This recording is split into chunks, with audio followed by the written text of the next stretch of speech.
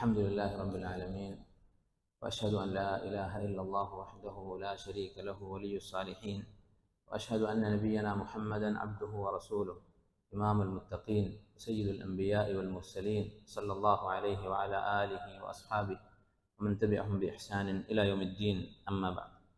സഹോദരങ്ങളെ, ഇമാം നവവിയുടെ അൽ-അർബഊൻ എന്ന ഹദീസിൻ്റെ മത്തന് അതിലെ രണ്ടാമത്തെ ഹദീസ് ജിബ്രീൽ, അതാണ് നമ്മൾ പഠിച്ചുകൊണ്ടിരുന്നത്. ആ ഹദീസിൽ പഠിപ്പിക്കുന്നത് പ്രധാനമായും 4 കാര്യങ്ങളാണ് എന്ന് നമ്മൾ പറഞ്ഞു. ഒന്നാമത്തേത് അർക്കാനുൽ ഇസ്ലാം, രണ്ടാമത് അർക്കാനുൽ ഈമാൻ, അതുപോലെ അൽ ഇഹ്സാൻ, അഷ്റാത്തു സാഅ. ഈ 4 കാര്യങ്ങളാണ് ഈ ഹദീസിൽ ഉൾക്കൊള്ളുന്നത്. അതിൽ അർക്കാനുൽ ഇസ്ലാം കാര്യങ്ങൾ എന്ന് പറയുന്ന 5 കാര്യങ്ങളെക്കുറിച്ച് ചുരുങ്ങിയ രൂപത്തിൽ നമ്മൾ മനസ്സിലാക്കി. അർക്കാനുൽ ഈമാൻ 6 ഈമാൻ കാര്യങ്ങൾ, അത് ഓരോന്നും അതുപോലെ തന്നെ ചുരുങ്ങിയ രൂപത്തിൽ നമ്മൾ മനസ്സിലാക്കി. അതിൽ അവസാനം 6ാമത്തെ റുക്നായ ഖദറിനെ കുറിച്ചാണ് കഴിഞ്ഞ ക്ലാസ്സിൽ അവസാനം നമ്മൾ പറഞ്ഞുകൊണ്ടിരുന്നത്. ഖദർ എന്ന് പറഞ്ഞാൽ എന്താണ്, അതിൻ്റെ മർത്തബകൾ എന്താണ്, ഇത്രയും കാര്യങ്ങൾ നമ്മൾ കഴിഞ്ഞ ദിവസം പറയുകയുണ്ടായി. സാധാരണ പല ആളുകളും ധരിച്ചു വച്ചിട്ടുള്ളത് അള്ളാഹുവിൻ്റെ ഖദറിലുള്ള വിശ്വാസം എന്ന് പറയുന്നത് വളരെ പ്രയാസകരമായൊരു കാര്യമാണ്, വളരെ സങ്കീർണമായ ഒരു വിഷയമാണ്, മനസ്സിലാക്കാൻ ബുദ്ധിമുട്ടുള്ളതാണ് എന്നൊരു ധാരണ ആളുകൾക്കുണ്ട്. അതൊരിക്കലും ശരിയല്ല. ഖദറിലുള്ള വിശ്വാസം എന്ന് പറയുന്നത് വളരെ എളുപ്പമുള്ള കാര്യമാണ്, മനസ്സിലാക്കാൻ വളരെ ലളിതമാണ്. മനസ്സിലാക്കിയാൽ നമ്മുടെ ജീവിതം വളരെ സന്തോഷവുമായിരിക്കും. അതുകൊണ്ടാണ് മുൻഗാമികളായ ചില ആളുകൾ, സഹാബത്തിൽപ്പെട്ട ചില ആളുകൾ, ഉമർ റളിയല്ലാഹു അൻഹു ഒക്കെ പറഞ്ഞ ഒരു വാക്ക് കാണാം, മാ വജദ്ന ഖൈറ ഐശിന ഇല്ല ബിസ്സബ്ർ. സബർ കൊണ്ടാണ്, സബർ എന്ന് പറഞ്ഞാൽ അള്ളാഹുവിൻ്റെ ഖദറിൽ തൃപ്തിപ്പെടുക, അതുകൊണ്ടാണ് സന്തോഷകരമായ ജീവിതം നമുക്ക് അനുഭവിക്കാൻ സാധിച്ചത്. ഖദർ എന്ന് പറയുന്നത് വളരെ ആശ്വാസം നൽകുന്ന കാര്യമാണ് യഥാർത്ഥത്തിൽ. അപ്പോൾ ഖദറിനെ കുറിച്ച് സംസാരിക്കുന്നത് തന്നെ പേടിക്കുന്ന ആളുകളുണ്ട്. അതൊരിക്കലും ശരിയല്ല. ഖദർ എന്ന് പറയുന്നത് മനസ്സിലാക്കാൻ എളുപ്പമുള്ള കാര്യമാണ്, മനസ്സിലാക്കിയാൽ ധാരാളം ഉപകാരമുള്ള ഒരു സംഗതിയുമാണ്. എങ്ങനെയാണ് ഖദർ മനസ്സിലാക്കാൻ പ്രയാസമുണ്ടാവുക? അർക്കാനുൽ ഈമാൻപ്പെട്ടൊരു കാര്യം, ഈമാൻ കാര്യങ്ങൾ 6ാമത്തേത്. ഓരോ മുസ്ലിമും നിർബന്ധമായി വിശ്വസിച്ചിരിക്കേണ്ട കാര്യം. ഇത് വിശ്വസിച്ചിട്ടില്ലെങ്കിൽ മുസ്ലിം അല്ല. അങ്ങനെയുള്ള ഒരു കാര്യത്തിൽ എന്തെങ്കിലും പ്രയാസമുണ്ടാകും, സങ്കീർണത ഉണ്ടാകും? ഒരിക്കലുമില്ല. അള്ളാഹുവിൻ്റെ അസ്മാഉകൾ, സിഫാത്തിൽ വിശ്വസിക്കുന്നത് പോലെ തന്നെയാണ് ഖദറിലുള്ള വിശ്വാസം എന്ന് പറയുന്നത്. പിന്നെ പണ്ഡിതന്മാർ എന്തുകൊണ്ടാണ് ഖദറിനെ കുറിച്ച് ചർച്ച ചെയ്യരുത് എന്ന് പറഞ്ഞത്? അതിനുമുമ്പ് ഈ പറഞ്ഞ കാര്യം, അതായത് ഖദർ എന്നുള്ളത് ലളിതമായൊരു സംഗതിയാണ് എന്നത് എൻ്റെ വാക്കല്ല, ഷെയ്ഖ് ഇബ്നു ഉസൈമീൻ റഹിമഹുല്ലാഹ് അദ്ദേഹം അർബഊൻ നവവിയുടെ ശർഹിൽ പറഞ്ഞിട്ടുള്ളതാണ്. വളരെ എളുപ്പമുള്ള കാര്യമാണ്. പിന്നെ എന്തുകൊണ്ടാണ് ഖദറിനെ കുറിച്ച് തർക്കിക്കരുതെന്ന് പറഞ്ഞത്? ഖദറിനെ കുറിച്ച് സംസാരിക്കരുതെന്നല്ല പണ്ഡിതന്മാർ പറഞ്ഞിട്ടുള്ളത്, തർക്കിക്കരുതെന്നാണ്.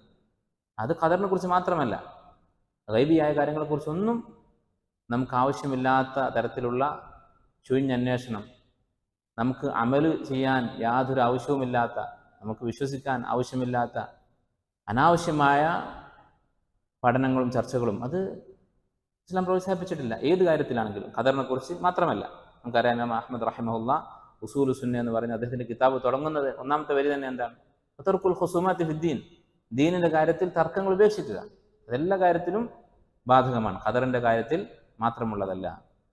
അപ്പോൾ ഇതാണ് ആമുഖമായി പറയാനുള്ളത്. ഖദർ എന്ന് പറയുന്നത് മനസ്സിലാക്കേണ്ടതാണ്, പഠിക്കേണ്ടതും പഠിപ്പിക്കേണ്ടതുമാണ്. അത് മനസ്സിലാക്കൽ വളരെ എളുപ്പമുള്ള കാര്യവുമാണ്. പിന്നെ പ്രത്യേകം ഖദറിനെ കുറിച്ച് തർക്കിക്കരുത് എന്ന് പറയാൻ ഒരു കാരണം കൂടിയുണ്ട്. പൊതുവെ ദീനിനെ കുറിച്ച് തർക്കിക്കരുത് എന്ന് പറയുന്നതിൽ കവിഞ്ഞ് ഖദറിനെ കുറിച്ച് തർക്കിക്കരുത് എന്ന് പ്രത്യേകമായി മുൻഗാമികൾ, പണ്ഡിതന്മാർ പറയാനുള്ള ഒരു കാരണമുണ്ട്. അതെന്താണ്? ഖദറിനെ കുറിച്ച് കുറേ ശുബ്ഹത്തുകൾ പിശാച് പ്രചരിപ്പിച്ചിട്ടുണ്ട്. അതുകൊണ്ടാണ്. ഖദർ എന്ന് പറയുന്നത് മനസ്സിലാക്കാൻ പ്രയാസമുണ്ടായിട്ടല്ല, നേരെ മറിച്ച് പിശാചിന് ഖദറിൻ്റെ കാര്യത്തിൽ ശുബ്ഹത്തുകൾ, സംശയങ്ങൾ ഉണ്ടാക്കിയാൽ ഒരു നേട്ടമുണ്ട്. അതെന്താണ്? ആളുകൾ മാസിയത്തുകൾ ചെയ്തോളും. കാരണം ഇതെൻ്റെ വിധിയല്ലേ. അതാണ് ഖദറിൻ്റെ കാര്യത്തിൽ ഏറ്റവും കൂടുതൽ ആളുകൾ ചോദിക്കുന്ന ചോദ്യം. അള്ളാഹു വിധിച്ചതാണെങ്കിൽ പിന്നെ തെറ്റുകൾ ചെയ്യുന്നതിൽ എന്താണ് ശിക്ഷിക്കുന്നത്, എന്തിനാണ് ശിക്ഷിക്കുന്നത്? അതിനെക്കുറിച്ചുള്ള അതിൻ്റെ മറുപടി നമ്മൾ കഴിഞ്ഞ ദിവസം പറഞ്ഞതാണ്. ഇൻഷാ അല്ലാഹ് കുറച്ചുകൂടി ഇന്ന് വിശദീകരിക്കാം. അപ്പം ഇങ്ങനെയുള്ള ഒരു ശുബ്ഹത്ത് പിശാച് കാലങ്ങളായി പ്രചരിപ്പിക്കുന്നുണ്ട്. മറ്റ് പല മസ്അലകളിലും ദീനിൽ അഭിപ്രായ വ്യത്യാസവും ഭിന്നിപ്പൊക്കെ ഉണ്ടായത് പിൽക്കാലത്താണ്. നബി സല്ലല്ലാഹു അലൈഹി വസല്ലമയുടെ കാലത്ത് ചർച്ചയുണ്ടായിരുന്നില്ല പല മസലകളും. പിന്നീടാണ് താബിഈങ്ങളുടെ കാലത്തും അതിനുശേഷവുമൊക്കെ പല ബിദ്അത്തിന്റെ കക്ഷികളും പ്രത്യക്ഷപ്പെട്ടത്. നമുക്കറിയാം, അറിയപ്പെട്ട ബിദ്അത്തിന്റെ കക്ഷികൾ ജഹ്മിയാക്കളും റാഫിളത്തും ഇവരൊക്കെ പ്രത്യക്ഷപ്പെട്ടത് സ്വഹാബത്തിന്റെ കാലശേഷമാണ്. പക്ഷെ ഖദറിന്റെ വിഷയത്തിൽ പിശാച് നേരത്തെ തശ്വീഷ് ഉണ്ടാക്കിയിട്ടുണ്ട്, സംശയങ്ങളും ആശയക്കുഴപ്പങ്ങളും ഉണ്ടാക്കിയിട്ടുണ്ട്. അത് മക്ക മുശ്രിക്കുകൾക്കിടയിൽ ഉണ്ടായിരുന്നു. സൂറത്തുൽ അനാമിൽ മക്ക മുശ്രിക്കുകളുടെ ഒരു വാക്കായി അള്ളാഹു സുബ്ഹാനഹു വ തആല പറയുന്നുണ്ട്, സയഖൂലുൽ ലദീന അശ്റകൂ ലൗ ശാ അല്ലാഹു മാ അശ്റക്നാ വലാ ആബാഉനാ വലാ ഹറംനാ മിൻ ഷൈ. അള്ളാഹു ഉദ്ദേശിച്ചിരുന്നെങ്കിൽ, അള്ളാഹു വിധിച്ചിരുന്നെങ്കിൽ ഞങ്ങളും ഞങ്ങളുടെ പൂർവികരും ശിർക്ക് ചെയ്യുമായിരുന്നില്ല. വമാ ഹറംനാ മിൻ ഷൈ, അള്ളാഹു ഹലാലാക്കിയതിനെ ഞങ്ങൾ ഹറാമാക്കുമായിരുന്നില്ല. അവർ ചെയ്തിരുന്ന വലിയ തെറ്റുകളാണ്, ഇതൊന്നും ഞങ്ങൾ ചെയ്യുമായിരുന്നില്ല. അള്ളാഹുവിന്റെ വിധി മറിച്ചായിരുന്നെങ്കിൽ. അള്ളാഹു തആല മറുപടി പറയുന്നത് എന്താണ്? കദാലിക കദ്ദബ അല്ലദീന മിൻ ഖബ്ലിഹിം ഹത്താ ദാഖു ബഅസന. നിങ്ങൾ മാത്രമല്ല, ഇത് കാലങ്ങളായി തലമുറകളായി മനുഷ്യർ പറയുന്ന ഒരു ന്യായമാണ്. ഹത്താ ദാഖു ബഅസന, ശിക്ഷ വരുന്നത് വരെ എന്ന് പറഞ്ഞാൽ ഈ വാദത്തിന് യാതൊരു അടിസ്ഥാനവുമില്ല. അതിന് മറുപടി പറയുന്നതിന് പകരം അള്ളാഹു പറഞ്ഞത് ഹത്താ ദാഖു ബഅസന, ശിക്ഷ കിട്ടുന്നത് വരെ അവരത് പറഞ്ഞുകൊണ്ടിരിക്കും എന്നാണ്. അത്രയും നിരർത്ഥകമായൊരു വാദമാണ് ഇത്. കാലങ്ങളായി മനുഷ്യർ തുടരുന്നതുമാണ്. ഖുൽ ഹൽ ഇൻദകും മിൻ ഇൽമിൻ, എന്നിട്ട് അല്ലാഹു തആല പറയുക, നിങ്ങൾ അവരോട് പറയുക, ഈ വാദം പറയുന്ന ആളുകളോട്, ഹൽ ഇൻദകും മിൻ ഇൽമിൻ ഫതുഖ്രിജൂഹു ലനാ, നിങ്ങൾക്ക് എന്തെങ്കിലും ഇൽമുണ്ടെങ്കിൽ നിങ്ങളത് സംസാരിക്കുക. അതിൻ്റെ അർത്ഥം എന്താണ്?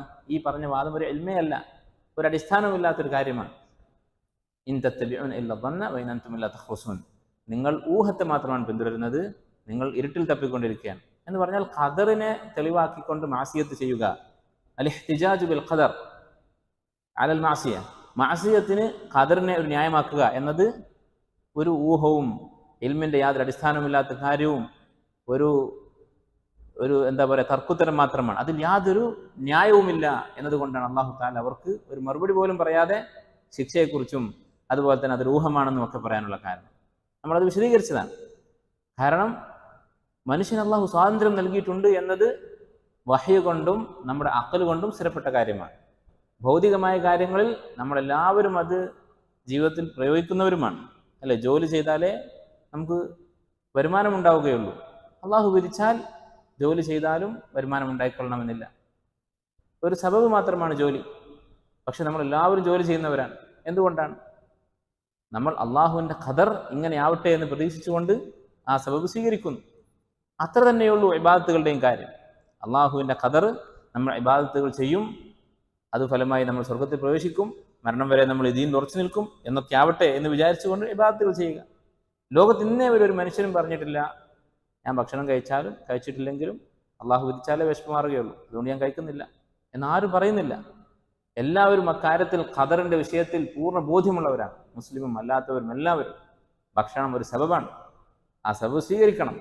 സബബ് സ്വീകരിച്ചാൽ അതിൻ്റെ ഫലം സംഭവിക്കും അള്ളാഹു ഉദ്ദേശിച്ചാൽ. അപ്പോൾ അള്ളാഹുവിൻ്റെ ഉദ്ദേശം അവിടെ ഉണ്ടായിരിക്കും എന്ന് പ്രതീക്ഷിച്ചുകൊണ്ട് അത് ചെയ്യുക. ഇതാണ് ഖദറിന്റെ വിഷയത്തിലുള്ള ശരിയായ നടപടി. അതാണ് മനുഷ്യർ ഭൗതികമായ കാര്യത്തിൽ ഐക്യകണ്ഠേന പാലിച്ചു പോരുന്ന നിലപാട്. നബി സല്ലല്ലാഹു അലൈഹി വസല്ലമയോട് സഹാബത്ത് ചോദിച്ച ഉദാഹരണം നമ്മൾ പറയുകയുണ്ടായി. സഹാബത്ത് ചോദിച്ചു, എല്ലാ കാര്യങ്ങളും അള്ളാഹു എഴുതി കഴിഞ്ഞെങ്കിൽ, വിധിച്ചു കഴിഞ്ഞെങ്കിൽ ഫഫീമൽ അമൽ, പിന്നെ എന്തിനാണ് അമൽ ചെയ്യുന്നത്?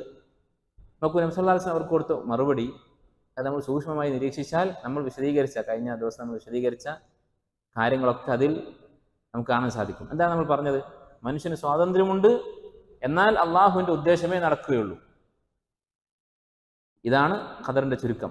മനുഷ്യൻ അള്ളാഹു അവൻ ഇഷ്ടമുള്ളത് ചെയ്യാനുള്ള സ്വാതന്ത്ര്യം നൽകിയിട്ടുണ്ട്, തിരഞ്ഞെടുക്കാനുള്ള അവസരം നൽകിയിട്ടുണ്ട്. പക്ഷെ എന്ത് തീരുമാനം മനുഷ്യനെടുക്കും, എന്താണ് മനുഷ്യൻ തിരഞ്ഞെടുക്കുക എന്നത് അള്ളാഹു നേരത്തെ അറിയാം. അത് അള്ളാഹു തീരുമാനിച്ചതാണ്. അറിയാമെന്ന് മാത്രമല്ല, അള്ളാഹു തീരുമാനിച്ചതാണ്, അതേ സംഭവിക്കുകയുള്ളൂ. ഇത് രണ്ടും കൂടി എങ്ങനെ ഒത്തുപോകും എന്നുള്ളത് അത് കൈഫ എന്നുള്ള ചോദ്യമാണ്. എങ്ങനെ എന്നുള്ള ചോദ്യം അത് അള്ളാഹുവിന്റെ സിഫാത്തുകളെ കുറിച്ച്, അള്ളാഹുവിന്റെ അഫ്ആലുകളെ കുറിച്ചും ചോദിക്കാൻ പാടില്ല. എന്തുകൊണ്ട് പാടില്ല? അള്ളാഹുവിനെ കുറിച്ചുള്ള കൈഫിയത്ത്, അള്ളാഹുവിന്റെ പ്രവൃത്തികളെ കുറിച്ചും അവന്റെ സിഫാത്തുകളെ കുറിച്ചുമുള്ള വിശദാംശങ്ങൾ ഉൾക്കൊള്ളാനുള്ള കരുത്ത് നമ്മുടെ മനസ്സിനില്ല, നമ്മുടെ ബുദ്ധിക്കില്ല. അത്രയേ ഉള്ളൂ കാര്യം. നബി സല്ലല്ലാഹു അലൈഹി വസല്ലം ഇതേ ഉത്തരമാണ് കൊടുത്തത്. പക്ഷേ നമുക്കറിയാം, നബി സല്ലല്ലാഹു അലൈഹി വസല്ലമയുടെ വാക്കുകൾ ജവാമിഉൽ കലിം, ആശയം ധാരാളം ഉണ്ടാകും, വാക്കുകൾ വളരെ കുറവായിരിക്കും. അവിടുന്ന് പറഞ്ഞു, യഅമലു, നിങ്ങൾ അമൽ ചെയ്യുക. എന്തിനാണ് അമൽ ചെയ്യുന്നത്? എല്ലാം എഴുതി കഴിഞ്ഞല്ലോ എന്നാണ് ചോദ്യം. അപ്പോൾ യഅമലു, നിങ്ങൾ അമൽ ചെയ്യുക എന്ന് പറഞ്ഞാൽ എന്ത് മനസ്സിലാക്കാം? സ്വാതന്ത്ര്യമുണ്ട്. സ്വാതന്ത്ര്യമില്ലെങ്കിൽ അമൽ ചെയ്യുന്നതിൽ അർത്ഥമില്ല, അമൽ ചെയ്യാനുള്ള കൽപ്പനയിൽ അർത്ഥമില്ല. യഅമലു എന്നിട്ട് പറഞ്ഞു, നമുക്ക് തോന്നുന്നത് ചെയ്യാൻ പൂർണ്ണമായ സ്വാതന്ത്ര്യം ഉണ്ട്, തിരഞ്ഞെടുക്കാനുള്ള അവസരമുണ്ട്. പക്ഷെ അള്ളാഹുവിൻ്റെ ഇഷ്ടമല്ലാതെ വല്ലതും സംഭവിക്കുമോ? അത് അടുത്ത വാചകത്തിന്റെ വിശ്വാസം പറഞ്ഞു, വകുല്ലുൻ മുയസ്സറുൻ ലിമാ ഖുലിഖ ലഹു. ഓരോരുത്തരെയും അള്ളാഹു എന്തിനു വേണ്ടി സൃഷ്ടിച്ചുവോ, സ്വർഗത്തിനാണോ നരകത്തിനാണോ? സ്വർഗത്തിൽ വലിയ സ്ഥാനം കിട്ടാനാണോ അതോ അതിൻ്റെ താഴെയാണോ? നരകത്തിൽ എവിടെയാണ്?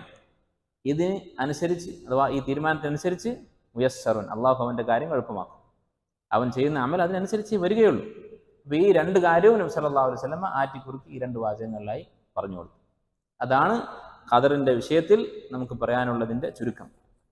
മാസിയത്തുകൾ ചെയ്യാൻ ഖദർ ഒരിക്കലും ഒരു ന്യായമല്ല. കാരണം അത് ഖുർആനും സുന്നത്തിനും നമ്മുടെ ബുദ്ധിക്കും എതിരാണ്.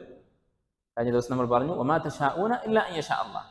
അള്ളാഹു ഉദ്ദേശിച്ചതേ നിങ്ങൾക്ക് ഉദ്ദേശിക്കാനും തിരഞ്ഞെടുക്കാനും സാധിക്കുകയുള്ളൂ. അതിനർത്ഥം എന്താണ്? നമുക്ക് ഒരു ഉദ്ദേശമുണ്ട്, മശീഅത്തുണ്ട്, ഇഖ്തിയാറുണ്ട്. വമാ തശാഊന എന്ന് പറഞ്ഞാൽ നിങ്ങൾ ഉദ്ദേശിക്കുന്നത് എന്ന് പറഞ്ഞു. അപ്പോൾ നമുക്ക് ഉദ്ദേശിക്കാൻ തിരഞ്ഞെടുക്കാനുള്ള ഒരു സ്വാതന്ത്ര്യം അള്ളാഹു നൽകിയിട്ടുണ്ട്. അപ്പോൾ സ്വാതന്ത്ര്യമുള്ളവന് ഒരിക്കലും ഖദറിനെ ആക്ഷേപിച്ചുകൊണ്ട് മാസിയത്തുകൾ ചെയ്യാൻ സാധ്യമല്ല. ഇനി ഈ വിഷയത്തിൽ ചില ആളുകൾക്ക് തെറ്റിദ്ധാരണ ഉണ്ടായിട്ടുള്ള ഒരു ഹദീസുണ്ട്. ഈ ഹദീസ് തെളിവാക്കാറുണ്ട് സാധാരണ ആളുകൾ മാസിയത്ത് ചെയ്യാൻ, ഖദറിനെ ഒരു ന്യായമാക്കാൻ വേണ്ടി. ഇമാം ബുഖാരി റഹിമഹുല്ലാഹ് അബൂ ഹുറൈറ റളിയല്ലാഹു അൻഹു ഉദ്ധരിച്ചിട്ടുള്ള ഹദീസാണ്. ആദം അലൈഹിസ്സലാമും മൂസാ നബി അലൈഹിസ്സലാം ഇവർ രണ്ടുപേരും തമ്മിൽ നടന്ന ഒരു സംഭാഷണം. നബി സല്ലല്ലാഹു അലൈഹി വസല്ലം പറഞ്ഞു, ഹാജ മൂസ ആദം. മൂസ അലൈഹിസ്സലാം ആദം അലൈഹിസ്സലാമിനോട് തർക്കിച്ചു. അദ്ദേഹം പറഞ്ഞു, അൻതല്ലദീ അഖ്റജ്ത അന്നാസ മിനൽ ജന്നതി ബിദംബിക വഅശ്ഖൈതഹും. നിങ്ങളാണ് ജനങ്ങളെ സ്വർഗത്തിൽ നിന്ന് പുറത്താക്കിയത്, അവരെ കഷ്ടപ്പാടിലാക്കിയത്. ആദം നബി അലൈഹിസ്സലാം സ്വർഗത്തിലായിരുന്നെങ്കിൽ അദ്ദേഹത്തിന്റെ മക്കളൊക്കെ സ്വർഗത്തിലാകുമായിരുന്നു. അപ്പോൾ മനുഷ്യവർഗം സ്വർഗത്തിൽ നിന്ന് ഭൂമിയിലേക്ക് വരാൻ കാരണക്കാരൻ താങ്കളാണ്.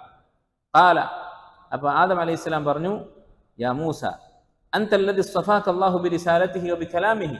അള്ളാഹു തൻ്റെ റിസാലത്ത് കൊണ്ടും തൻ്റെ കലാം കൊണ്ടും സംസാരം കൊണ്ടും തിരഞ്ഞെടുത്തവനാണ് താങ്കൾ. നേരിട്ട് അള്ളാഹു സംസാരിച്ചിട്ടുണ്ട്. അങ്ങനെയുള്ള വലിയ ആളായിരിക്കെ, ഇത്രയും എൽമുള്ള ആളായിട്ട് അതലൂമുനി, താങ്കൾ എന്നെ ആക്ഷേപിക്കുകയാണോ, കുറ്റപ്പെടുത്തുകയാണോ? അല അംരിൻ കതബഹു അല്ലാഹു അലയ്യ ഖബ്ല അൻ യഖ്ലുഖനി. എന്നെ സൃഷ്ടിക്കുന്നതിന് മുമ്പേ അള്ളാഹു എൻ്റെ മേൽ രേഖപ്പെടുത്തിയ വിധിച്ച ഒരു കാര്യത്തിൻ്റെ പേരിൽ എന്നെ താങ്കൾ കുറ്റപ്പെടുത്തുകയാണോ എന്ന് ചോദിച്ചു. ഖാല റസൂലുള്ളാഹി സ്വല്ലല്ലാഹു അലൈഹി വസല്ലം. ഈ സംഭാഷണം സ്വഹാബത്തിന് പറഞ്ഞു കൊടുത്തിട്ട് നബി സല്ലല്ലാഹു അലൈഹി വസല്ലം പറഞ്ഞു, ഫഹജ്ജ ആദമു മൂസ. ആദം അലൈഹിസ്സലാം ഈ വാക്കിലൂടെ മൂസ അലൈഹിസ്സലാമിനെ തോൽപ്പിച്ചു. അഥവാ അള്ളാഹുവിൻ്റെ വിധി, അതുകൊണ്ടാണ് ഞാൻ ആ തെറ്റ് ചെയ്തത്, എന്നിട്ട് നീ എന്നെ ആക്ഷേപിക്കുകയാണോ എന്ന് ചോദിച്ചു. മൂസ അലൈഹിസ്സലാം അവിടെ തോറ്റുപോയി എന്ന് നബി സ്വല്ലല്ലാഹു അലൈഹി വസല്ലം പറയുന്നു. അപ്പോൾ ഈ ഹദീസിൻ്റെ ലാഹിറായ അർത്ഥം എന്താണ്? ഒരു മാസിയത്ത് ചെയ്തതിനെ നമുക്ക് ഖദർ പറഞ്ഞുകൊണ്ട് ന്യായീകരിക്കാം എന്നാണ് ഈ ഹദീസിൻ്റെ ബാഹ്യമായി തോന്നുക. പക്ഷെ യഥാർത്ഥത്തിൽ അതാണോ അർത്ഥം? ഒരിക്കലുമല്ല. നേരെ മറിച്ച് ഈ ഹദീസിൻ്റെ ഉദ്ദേശം എന്താണ്? പണ്ഡിതന്മാർ രണ്ട് തരത്തിൽ ഈ ഹദീസ് വ്യാഖ്യാനിച്ചിട്ടുണ്ട്. ഒന്ന്, ശൈഖുൽ ഇസ്ലാം ഇബ്നു തൈമിയ്യ റഹിമഹുല്ലാഹ് വ്യാഖ്യാനിച്ചിട്ടുള്ള വ്യാഖ്യാനം, അദ്ദേഹം പറഞ്ഞിട്ടുള്ള വിശദീകരണം. അതെന്താണ്? ഇവിടെ ആദം നബി അലൈഹിസ്സലാം ഖദറിനെ തെളിവ് പിടിച്ചത് അല്ലെങ്കിൽ ഖദറിനെ പരാമർശിച്ചത് താൻ ചെയ്ത പാപത്തിനെ ന്യായീകരിക്കാനല്ല. നേരെ മറിച്ച് തനിക്ക് സംഭവിച്ച മുസീബത്തിൻ്റെ കാര്യത്തിലാണ്. ആദം നബി അലൈഹി സ്വലാമിൻ്റെ ജീവിതത്തിൽ രണ്ട് കാര്യങ്ങളുണ്ടായി. ഒന്നൊരു മാസിയത്ത് ചെയ്തു, രണ്ടാമത്തേത് ആ മാസിയത്തിൻ്റെ ഫലമായി സ്വർഗത്തിൽ നിന്ന് പുറത്താക്കപ്പെടുന്നത് ഒരു മുസീബത്താണ്. അപ്പോൾ ആ മുസീബത്തിനാണ് ആദം നബി അലൈഹി സ്വലാം ഖദറിനെ തെളിവാക്കിയത്. സ്വർഗത്തിൽ നിന്ന് പുറത്താക്കി നിങ്ങൾ എന്നാണല്ലോ പറഞ്ഞത്. അപ്പോൾ അത് സ്വർഗത്തിൽ നിന്ന് പുറത്താവുക എന്നുള്ളത് ഒരു ഖദറാണ്. നമ്മുടെ ജീവിതത്തിൽ സംഭവിക്കുന്ന മുസീബത്തുകൾ, ഒരു അപകടം ഉണ്ടായി, ആക്സിഡന്റ് ഉണ്ടായി, ദാരിദ്ര്യം വന്നു, കച്ചവടം പരാജയപ്പെട്ടു, ഇതിനൊക്കെ നമുക്ക് ഖദറിനെ തെളിവാക്കാം. അള്ളാഹു വിധിച്ചതുകൊണ്ടാണ് സംഭവിച്ചതെന്ന് പറയാം. അപ്പോൾ ഇതാണ് ഇവിടെ ആദം നബി അലൈഹി സ്വലാം ഉദ്ദേശിച്ചത് എന്നാണ് ഇബ്നു തൈമിയ്യ റഹിമഹുല്ലാഹയുടെ വിശദീകരണം. ഇതാണ് ബഹുഭൂരിപക്ഷം പണ്ഡിതന്മാരും പറഞ്ഞിട്ടുള്ളത്. ഇബ്നുൽ ഖയ്യിം റഹിമഹുല്ലാഹ് അദ്ദേഹം മറ്റൊരു വിശദീകരണം പറഞ്ഞിട്ടുണ്ട്. അദ്ദേഹം പറഞ്ഞത്, ഒരാൾ ഒരു തെറ്റ് ചെയ്തു, അതിൽ നിന്ന് തൗബ ചെയ്ത് മടങ്ങി, അതിനുശേഷം അയാളെ ഒരാൾ ആക്ഷേപിച്ചാൽ നീ ഇന്ന തെറ്റ് ചെയ്തവനല്ലേ എന്ന് പറഞ്ഞാൽ ഖദർ തെളിവാക്കാം, അത് അള്ളാഹുവിൻ്റെ ഖദറാണ് എന്ന് പറയാം. തൗബ ചെയ്ത് മടങ്ങിയ തെറ്റ്, ഇതാണ് ഉദ്ദേശിക്കുന്നത് എന്നാണ് ഇബ്നുൽ ഖയ്യിം റഹിമഹുല്ലാഹ് പറഞ്ഞത്. ഈ രണ്ട് മറുപടിയും ശരിയാണ്, രണ്ടും ശരിയായ മറുപടികളാണ് എന്നാണ് ശൈഖ് ഇബ്നു തൈമിയ്യ റഹിമഹുല്ലാഹ് പറയുന്നത്. എന്നാൽ എപ്പോഴാണ് ഖദർ തെളിവ് പിടിക്കാൻ പാടില്ലാത്തത്? നമ്മൾ ചെയ്തുകൊണ്ടിരിക്കുന്ന തെറ്റിന് ഖദറിനെ തെളിവാക്കുക, അതാണ് പാടില്ലാത്തത്. അതുപോലെ തൗബ ചെയ്തിട്ടില്ലാത്ത ഒരു തെറ്റ്, അതാണ് മുശ്രിക്കുകൾ ചെയ്തത്. മുശ്രിക്കുകൾ തൗബക്കുള്ള ആ കാലാവധിയൊക്കെ കഴിഞ്ഞ് ദുനിയാവിൽ നിന്ന് പിരിഞ്ഞുപോയി ആഖിറത്തിലാണ് പറയുന്നത്, സയഖൂലുൽ ലദീന അശ്റകൂ ലൗ ഷാ അല്ലാഹു മാ അശ്റക്നാ വലാ ആബാഉനാ വലാ ഹറംനാ മിൻ ഷൈ എന്നവർ അവിടെ ചെന്നിട്ടാണ് പറയുന്നത്. അവർ തൗബ ചെയ്യാത്ത തെറ്റിനെ കുറിച്ചാണ് ഖദർ തെളിവ് പിടിക്കുന്നത്. അതാണ് പാടില്ലാത്ത കാര്യം. ഇതാണ് ഖദറുമായി ബന്ധപ്പെട്ട് പറയാനുള്ളത്. ഒരു രസകരമായ സംഭവം ചരിത്ര ഗ്രന്ഥങ്ങൾ കാണാം. ഉമർ റളിയല്ലാഹുവിൻ്റെ കാലത്ത് ഒരാൾ മോഷ്ടിച്ചതിൻ്റെ പേരിൽ പിടിക്കപ്പെട്ടു. അങ്ങനെ ഉമർ റളിയല്ലാഹുവിൻ്റെ മുന്നിൽ കൊണ്ടുവന്ന് കൈവെട്ടാൻ വേണ്ടി നിന്നപ്പോൾ അയാൾ പറഞ്ഞു, എങ്ങനെയാണ് കൈവെട്ടുന്നത്? കാരണം ഞാൻ മോഷ്ടിച്ചത് അള്ളാഹുവിൻ്റെ ഖദർ കാരണമാണ്. ഇന്നമാ സരിഖ്തു ബിഖദരില്ല, അള്ളാഹുവിൻ്റെ ഖദർ കൊണ്ടാണ് ഞാൻ മോഷ്ടിച്ചത് എന്ന് പറഞ്ഞു. അപ്പോൾ ഉമർ റളിയല്ലാഹു പറഞ്ഞു, വനഖ്തഉ യദക ബിഖദരില്ല, അള്ളാഹുവിൻ്റെ ഖദറാണ് നിന്റെ കൈ വെട്ടുക എന്നുള്ളത് എന്ന് മറുപടി പറഞ്ഞു. അപ്പോൾ അള്ളാഹുവിൻ്റെ ഖദർ എന്നുള്ളത് ചെയ്ത തെറ്റിനെ ന്യായീകരിക്കാനുള്ള ഒരു തെളിവല്ല എന്ന് മനസ്സിലാക്കാം. ഇനി മറ്റൊരു മസ്അല ഖദറുമായി ബന്ധപ്പെട്ട് പറയാനുള്ളത്, നിങ്ങളെല്ലാവരും കേട്ടിരിക്കും, ഒരു ഷർറ് അള്ളാഹുവിലേക്ക് ചേർത്തി പറയാൻ പാടില്ല. ഒരു ഹദീസിൽ വന്നിട്ടുള്ള ലഫ്ലാണ്. ഇമാം മുസ്ലിം റഹിമഹുല്ലാഹ് ഉദ്ധരിച്ചിട്ടുള്ള ഖിയാമുൽ ലൈലിൻ്റെ ബാബിൽ കാണാവുന്ന ഒരു ഹദീസാണ്. നബി സല്ലല്ലാഹു അലൈഹി വസല്ലം ഖിയാമുൽ ലൈൽ തഹജ്ജുദിൽ പ്രാർത്ഥിക്കാറുള്ള ഒരു പ്രാർത്ഥന, ദുആഉൽ ഇസ്തിഫ്താഹ് ആയിട്ട് പറയാറുള്ള ഒരു പ്രാർത്ഥനയിൽ കാണാം, വശർറു ലൈസ ഇലൈക്, ഷർറ് നിന്നിലേക്ക് ചേർത്തപ്പെടുകയില്ല, അള്ളാഹുവിലേക്ക് ചേർത്ത് പറയുകയില്ല. അപ്പോൾ അള്ളാഹുവിൽ നിന്ന് വരുന്നതൊക്കെ ഖൈറാണ്. എന്നാൽ ഇവിടെ നമ്മൾ പറഞ്ഞു, നബി സല്ലല്ലാഹു അലൈഹി വസല്ലം പറയുകയുണ്ടായി, തുഅ്മിന ബിൽ ഖദരി ഖൈരിഹി വശർരിഹി, ഖൈറും ഷർറുമായ എല്ലാ കാര്യങ്ങളും ഖദറാണ് എന്ന് വിശ്വസിക്കുക. ഇത് രണ്ടും തമ്മിലൊരു വൈരുദ്ധ്യമില്ലേ? അത് ഉലമാക്കൾ വിശദീകരിച്ചിട്ടുണ്ട്. അള്ളാഹുവിലേക്ക് ഷർറിനെ ചേർത്തി പറയരുത് എന്ന് പറഞ്ഞത് അള്ളാഹുവിൻ്റെ ഖദറിനെ കുറിച്ചാണ്. ഖൈറും ഷർറും അള്ളാഹുവിൽ നിന്നാണ് എന്ന് പറഞ്ഞത് അള്ളാഹുവിൻ്റെ മഖ്ദൂറിനെ കുറിച്ചാണ്. എന്താണ് ഇത് രണ്ടും തമ്മിലുള്ള വ്യത്യാസം? ഒരു ഷർറ് സംഭവിക്കുമ്പോൾ അവിടെ രണ്ട് കാര്യങ്ങളുണ്ട്. ഒന്ന്, ആ സൃഷ്ടി അള്ളാഹു സുബ്ഹാനഹു വ തആല ഉദാഹരണമായി പറഞ്ഞാൽ നരകത്തെ സൃഷ്ടിച്ചു. നരകം എന്ന് പറയുന്നത് ഷർറാണ്, യാതൊരു സംശയവുമില്ല.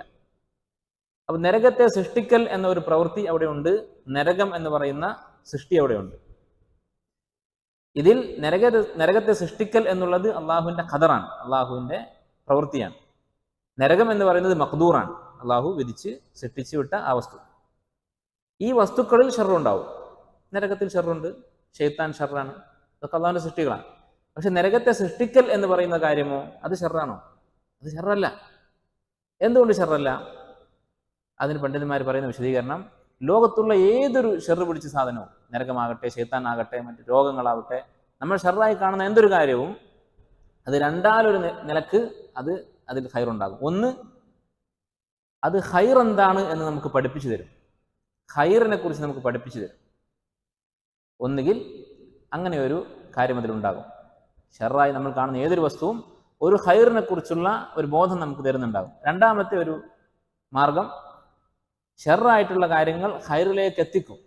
ഇങ്ങനെ രണ്ടാലൊരു നിലക്ക് എല്ലാ ഷർറും ഒരു ഖൈറിനെ ഉൾക്കൊള്ളുന്നുണ്ട്. ഒന്നുകിൽ അത് ഒരു ഖൈറിനെ പറ്റിയുള്ള അറിവ് നമുക്ക് നൽകും, അല്ലെങ്കിൽ ഒരു ഖൈറിലേക്ക് നമ്മെ എത്തിക്കും. എന്താണിത്? എങ്ങനെയാണിത്? ഒന്നുകൂടി മനസ്സിലാക്കാൻ ഒരു ഉദാഹരണം പറയുക. ശൈഖ് ഇബ്നു ഉസൈമീൻ റഹിമഹുല്ലാഹ് ഉദാഹരണം പറയുന്നു. ഉദാഹരണത്തിന് ചെന്നായ എന്ന് പറയുന്ന ജീവി, അത് ഷർറാണ്, അതുകൊണ്ട് ഉപദ്രവമുണ്ട്. അപ്പോൾ എങ്ങനെയാണ് ഇത് ഖൈറായി മാറുന്നത്? ചെന്നായെ അള്ളാഹു സൃഷ്ടിക്കുന്നു എന്നുള്ള ആ പ്രവൃത്തി അത് അള്ളാഹുവിൻ്റെ ഖദറാണ്, അതൊരിക്കലും ഷർറാവുകയില്ല. വശറു ലൈസ ഇലൈക്. ചെന്നായെ സൃഷ്ടിക്കൽ എന്ന് പറയുന്നതിൽ ഒരു ഖൈറുണ്ട്. അതെന്താണ്?